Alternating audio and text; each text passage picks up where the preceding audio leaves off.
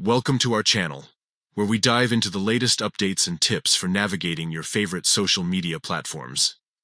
Today, we're focusing on Instagram and how to confirm follow requests directly from your PC.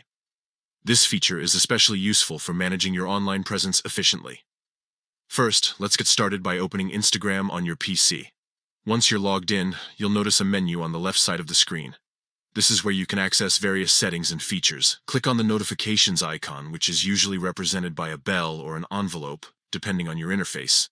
This will take you to a page where you can see all your notifications, including comments, likes, and importantly, follow requests. Now, let's find the follow requests. Scroll through your notifications until you see a section labeled Follow Requests. This is where Instagram lists all the users who have requested to follow you. You might need to filter your notifications by selecting the Follows option if it's available.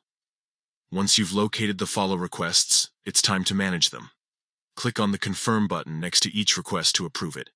If you prefer not to allow someone to follow you, you can simply ignore the request or delete it if that option is available. Confirming follow requests is a straightforward process that helps you control who sees your content. By managing these requests, you can maintain a curated list of followers and ensure that your Instagram experience remains personalized and secure.